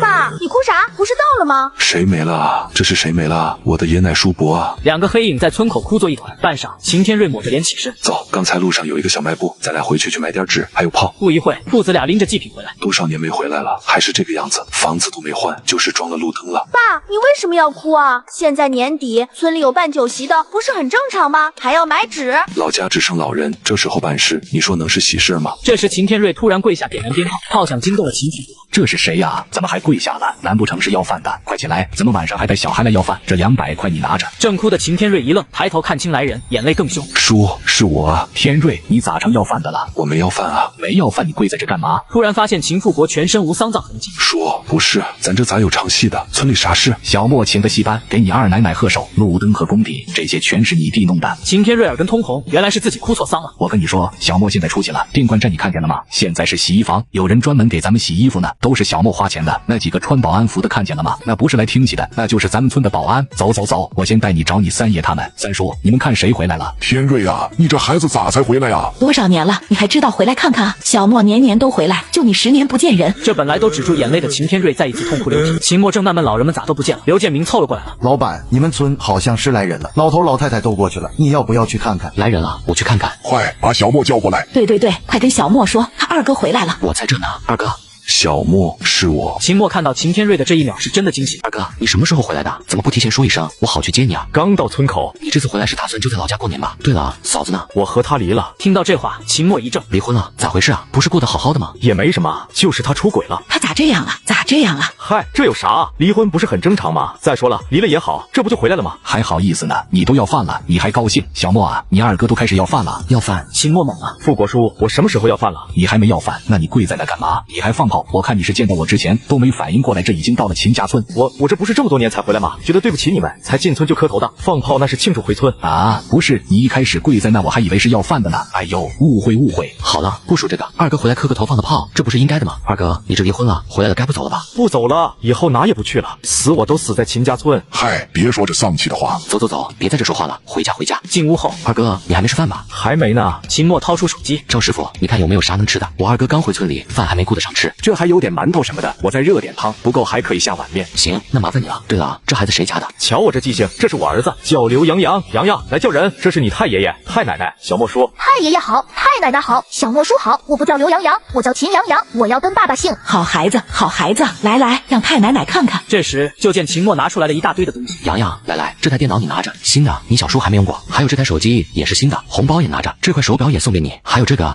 都是你的见面礼。这不行，太贵重了。拿着，啊，都是不值钱的玩意，我这东西多得很，给我侄子的见面礼，跟你有什么关系？我让收就收着，收起来吧。小莫给他侄子的，让拿着就拿着。对对对，小莫给杨洋的，又不是给你的。可是这得多少钱啊？小莫不差这一点，别管多少，他给侄子的你就安心收着吧。对了，小莫，富国叔说你现在又是写字楼又是别墅的，你跟我说说到底是咋回事？也没什么，去年做生意挣了点钱，然后形势不好倒闭了。今年我回来的时候，二爷他们听说了这事，给我捐了20万。我拿这20万在股市上赚了几百万，然后又拿着几百万又赚了点。你这才多久的时间就赚了这么多钱？主要是我运气好。那你现在有多少钱？算了，别跟我说了，你自己知道就好了。现金先不说，你要是说按照资产来算的话，怎么也得几个小目标。以后这话千万不能对外人说。哎呀，我刚才就不该问的，多嘴了，多嘴了。小莫，你有本事了，钱不要乱花。二哥，我也没什么求你的，但是现在，二哥有事你就说。你虽然挣钱了，但是不能忘本。咱们怎么长这么大，你是知道的。村里长辈对我们什么样你也清楚。你有钱了，我希望你能给咱们秦家村多做点事情，回头好好孝顺他们。哎呀，你可别说这话了。小莫知道这个，你是不知道他干了多少事情了，空调都给装上了。咱们村连保安都有了，小莫是能忘本的人吗？都是乱花钱，拦都拦不住，还怕他学坏。你不让他花钱，他说什么？他有个朋友有钱没地方花，去赌博。好，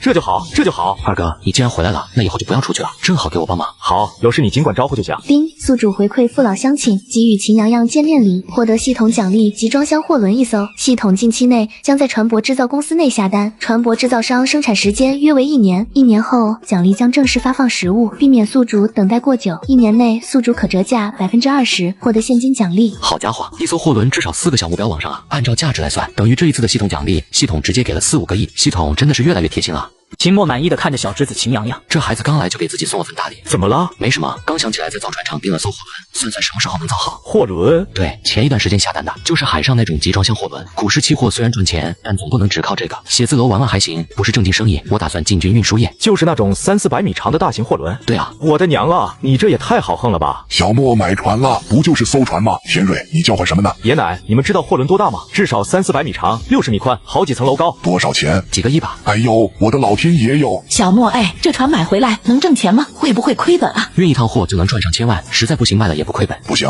我得去亲戚了，再听下去心脏受不了。我也走，我也走。小莫这越干越大，太吓人了。老头老太太们承受不住，赶紧走人了。二哥，你那房子被冲塌的部分太危险了，先住我这儿吧。好，都听你的。早知道你这么出息，我还在外面受什么气？你那边到底怎么回事？一开始还好，后来老丈人丈母娘越来越过分，我不仅要工作带孩子，就连家务都全丢给我，我当牛做马10多年，结果到最后他还送了我一顶绿帽。秦墨听得眉头紧锁，也没什么，这都已经离了婚了，以后各过各的，互不相干。离了也好，以后就待在秦家村了。对了，你说要干的事还很多，我看咱们村已经没什么要添置了的。还有，你这个保安貌似也不缺人啊。想啥呢？你是我二哥，还能让你当保安不成？我打算年后把村里房子都拆了重建。啥？这得多少钱啊？算了一下，大概1-2千万就能搞定。你这么搞，三爷他们能同意吗？而且房子能住不就好了吗？花1-2千万建房子，你虽然有钱，但是该省的还是要省着的。老头老太太肯定不愿意啊，到时候就瞒着。咋能瞒得住啊？我在城里有一套别墅，还有一个宾馆，找个由头把他们弄到城里去。有这时间房子早就拆掉了。还是你精，再不济也可以说成带他们出去旅游，反正等到回来的时候房子没了，不盖都不行。不过我得练练抗击打，免得挨揍。那我给你找根棍子，练好了我就说是你干的。我操，你小子真行。对了，新房子有没有我的？有，别说你回来了，就算是你没回来，我也得给你准备一套。那感情好，我这婚还离对了呢，这回来就捡了一套房子，这可真是万万没想到。转眼到了初七，二奶奶寿宴开始筹备。老板，你来做寿宴，你不是开玩笑吧？我在外面学过厨师，做饭的手艺还算过得去。这样，我给你展示展示。秦墨拿起菜刀，娴熟的开始处理食材。老板，你这刀工比我还好。小莫，你啥时候会这个了？这个好啊，做饭好歹也是一门手艺啊。多说不说，多一个吃饭的手艺出来。这要是跟你之前没混好的时候，咱兄弟俩还能在外面开个饭店。这做饭跟切菜不一样，菜切得好，顶多就打下手。我炒一盘菜，你们尝尝。不一会，秦墨炒了盘菜让他们尝。老板，你这么好的手艺，还找我当什么厨师啊？我也算是烧了几10年的饭菜了，但是跟你这比起来还差得远呢。我手艺再好，哪有老板天天做饭的？我忙还忙不过来呢。小莫这手艺比我小时候吃的炸茄盒还香。我这辈子没吃过这么好吃的菜。老板，你做其他菜手艺也一样，怪不得你要来烧这寿宴呢。好，我给你打下手，你说咋整就咋整。老板，我要是偷师，你可别怪我。你要是真能学了去，那就更好了，我可就更省事了。我什么菜都会烧点，等下你给我帮帮忙。好嘞，赵师傅改个刀，刀口要不深不浅，别切得太浅了，也别太深了。好嘞，那个肉片也要切一下，厚度也要适中。没问题。罐子拿过来，佛跳墙从现在就开始炖，一直到明天中午。赵师傅忙不迭应下，趁机偷师学艺。老板，您这手艺到底咋练的啊？我干了一辈子厨子，跟您比起来啥也不是，熟能生巧罢了。这哪是是熟能生巧的事。刚刚炖的那佛跳墙，我闻着味就知道不一般。我寻思着今晚就睡保安室了，明早还能多学2招。您老悠着点，年纪也不小了。嘿，跟着老板干活比睡家里还精神。天刚蒙蒙亮，秦墨就看见赵师傅已经在灶台前忙活。赵师傅，您这是？早饭我都备好了，您专心准备正席。我刚数了数，少说20桌，10里8村的人都往这儿赶了。正说着，刘建明和秦富国带着戏班的人进来。老板，他们非要来帮忙，吃了您昨晚的食菜，今儿不出力都不好意思。就是我娘听说要来吃席，天没亮就催我出门了。众人哄笑间，一个保安匆匆走进来。老刘，礼金给多少合适？人来就行，不用讲究这些。那不成，喜事就得有喜事的规矩。你们是我们请来的，哪能让你们给钱？一码归一码，老太太大寿，不给礼金像什么样子？我们也沾点喜气。小莫，你看这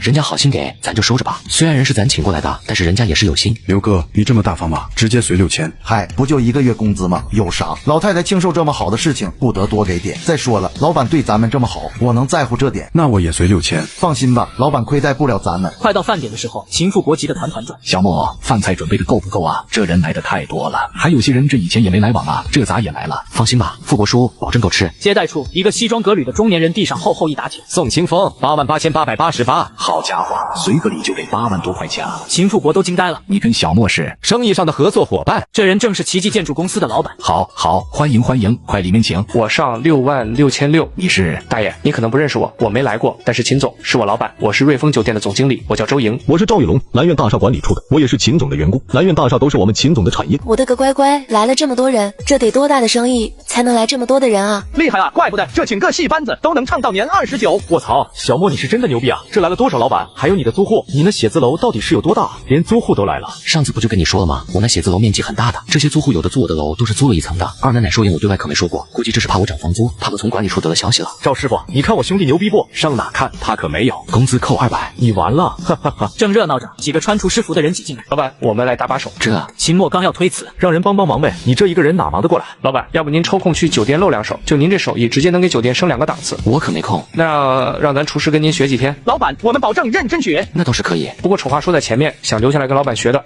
至少你得在酒店待10年时间，就算是真要跑了，也得签竞业协议。你们说是不是这个理？别回头，你们手艺提升了，学会了，你们跑了，老板白培养你们了。这没问题。行，就按照你说的来，到时候不管待遇还是什么的，落于纸面，也叫人放心点不是？好嘞。随着鞭炮声响起，寿宴正式开始。猪二婶寿比南山不老松，福如东海长流水。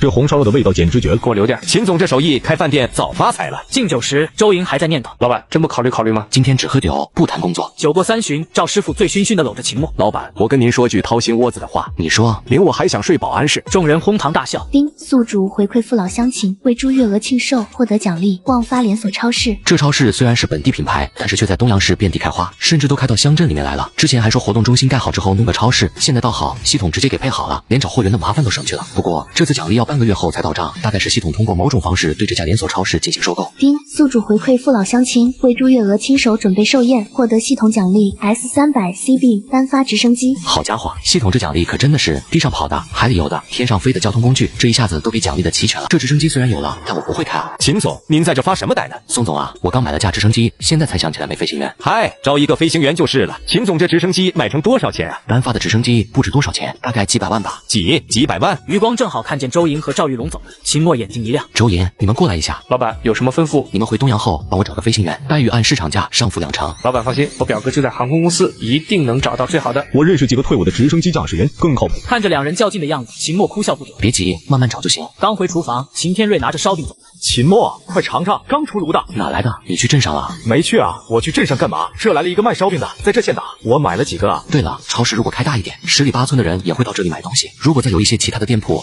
来的人就更多了。再加上一个诊所，这不就是镇上集市的样子了吗？秦墨一边啃着烧饼一边往前走。你干嘛去？找宋总聊聊。聊啥？年后盖房子。年后盖房子还早呢。宋总，我这有个大工程，你要搞不？秦总，你说没有啥是咱们干不好的。你说盖啥？啥工程？公共卫生间，坑位多一点的那种。工程大不大不知道，味道是很冲。秦总真会开玩笑，这简单。这样，这卫生间交给我了，3天就给你搞定了。秦总，你就说建在哪就行。先谈谈价格，一个卫生间而已，这又不费事。秦总在我这合作了这么大的工程，我哪能在乎这个？你放心交给我就行了，3天时间盖好，1周给你装修完成投入使用。那感情好，那我就先谢谢宋总了。另外，宋总该不会以为我跟你说的大工程是卫生间吧？哈哈哈。宋清风有点尴尬。是这样的，我想在秦家村打造一个商业街。没问题呀，说句实诚话，只要钱到位，秦总别说是建一条街道了，就算是你要建宫殿，我也能搞得定。不过秦总，你确定要在村里建一个街道出来吗？可是这平时也没什么人到村里来啊。我就是嫌秦家村太冷清了，现在看着还好，还算是热闹。但是等到你们工程队结束，到时候戏班子再走了，秦家村又跟之前没什么区别了。这老年人嘛，上了年纪就喜欢热闹。那行，秦总，年前方案我就给弄出来。那感情好。小莫，你疯了吧？村里搞街道做生意能有人来吗？这不是浪费钱吗？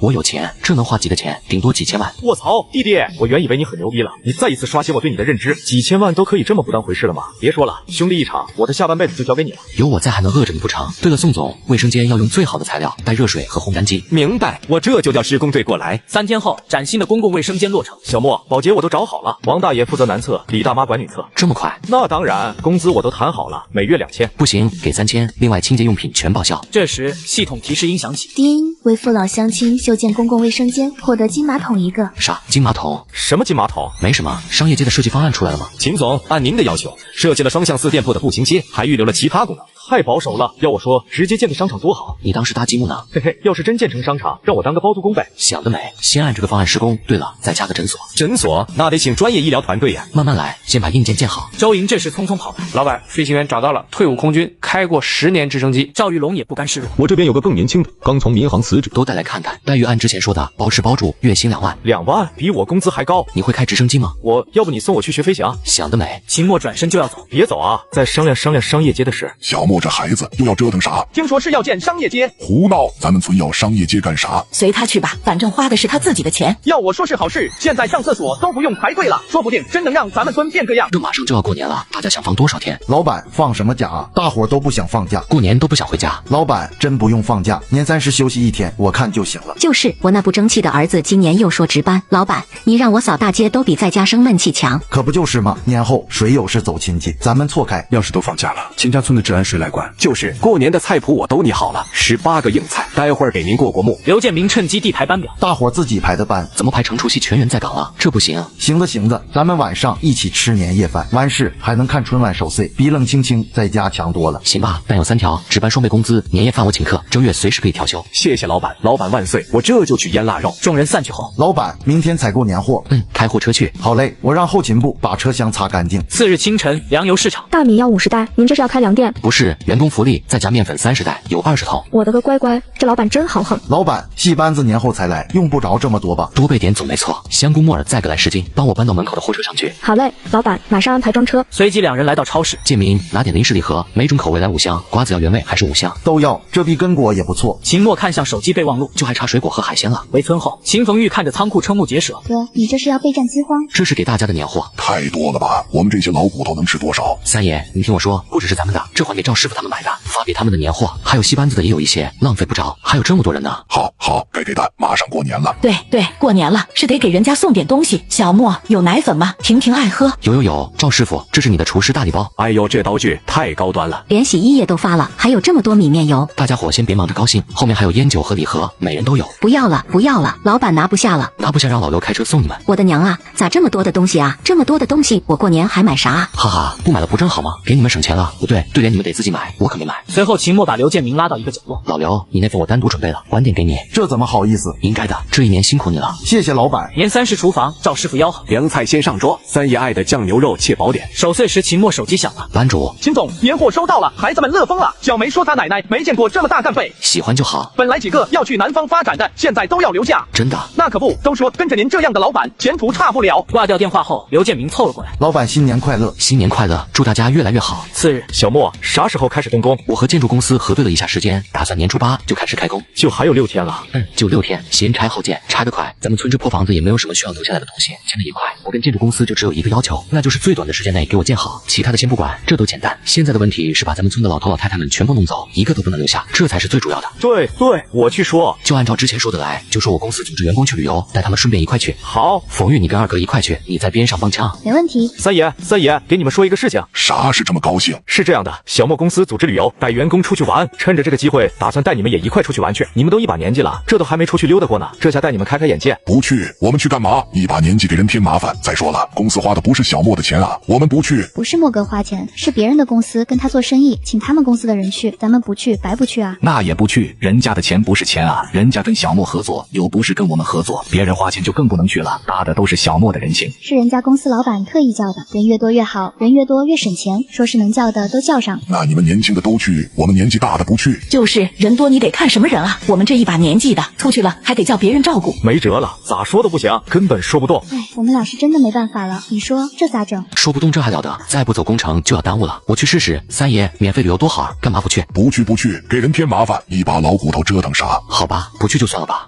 你们去玩就行了。我们都一把年纪了，就在村里就挺好的了。总得去看看我的新别墅吧，买了房子你们连门都不认。这倒是，小莫的房子是该认认。算啦算了，新房我们去多晦气，我们这离死也没多久的时间了，去认门也没什么意义。就是，让冯玉他们年轻人去就行。你们不仁那就别怪我不义了，我要放大招了。行吧，你们不去就算了，我带二哥和冯玉去凹都玩玩。凹都是哪？好玩吗？不知道。没事，你们安心去玩，只要安全就行。澳门距离咱们这挺远的，不过又没出国，安全的很呢。而且到了那边之后，酒店里面还有安保，你只管放心玩，没人会把你咋地。你要是赢钱了，人家还给你送到海关；你要是输了，还送你走。那挺好的。哟，还接送呢，不错不错。等会那澳门还赢钱输钱，不是那是赌钱的地方。是啊，以前的电影你们没看过吗？听说那边输个几千万很正常。哎呦，小莫啊，这可不行啊！这地方可不兴去啊，哪都能玩，但咱可不能去赌钱去啊。哎，没关系，反正也没什么意思，就是去小玩一下，玩个几千万的就算了。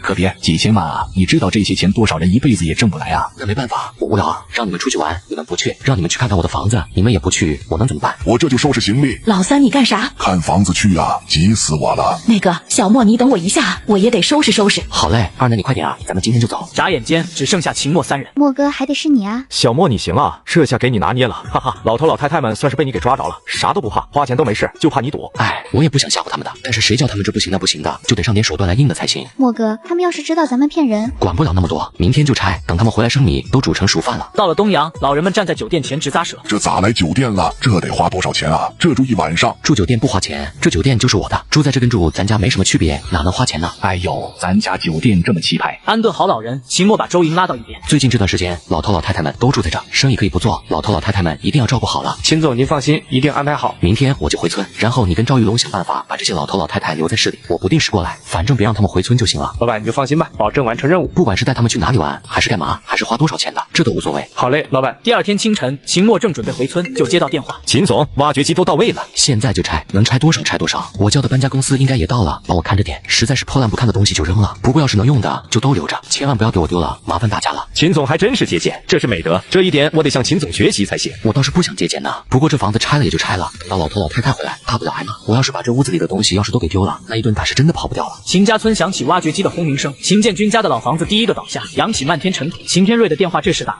莫哥，三爷他们发现不对劲，正往回赶呢，快拦住他们！半小时后，小兔崽子，看我不打断你的腿！三爷您听我解释，新房子带地暖。解释个屁！我的腌菜坛子呢？秦总还拆吗？拆得快有奖励，我先跑路了。